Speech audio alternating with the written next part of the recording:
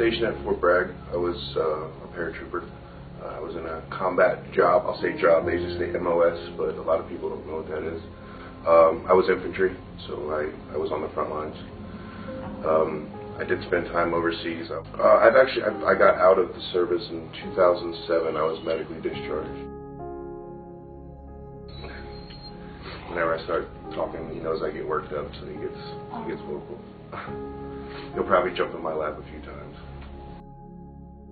It's a very lonely place to be a veteran returning home, especially if you're returning home and no longer in the service, especially if you have disabilities. I have combat PTSD, traumatic brain injury, and it's a really, really lonely place. You go from this atmosphere to where you have this group of guys, and you know, they'll die for you, you'll die for them, and you get out, and society these days is more caught up in like designer jeans and newest cell phones and stuff like that, and everybody just doesn't have time to hear about people's problems. And it's a very lonely place, even in regards to family. Like, nobody, unless they've been there, they're never going to understand.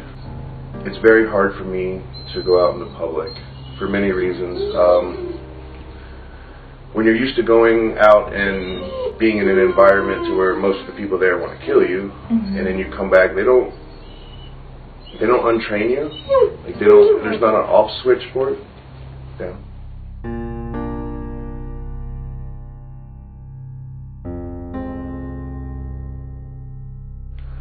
And to be honest with you, if it wasn't for Rambo, I probably wouldn't be here.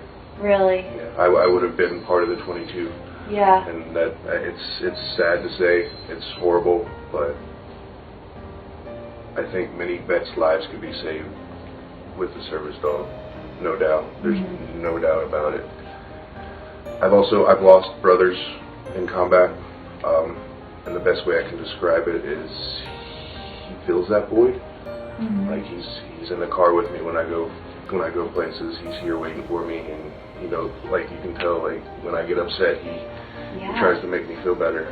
And as weird as it sounds, you just don't get that from people in your everyday life. I mean, you can get a hug from your mom or your significant other, but it just, because they don't understand, it's not the same. I mean, and I find vets tend to push people away, especially people who can't relate. Even though sometimes I think he got the short end of the stick, I believe he was born to be my dog. He's definitely saved my life.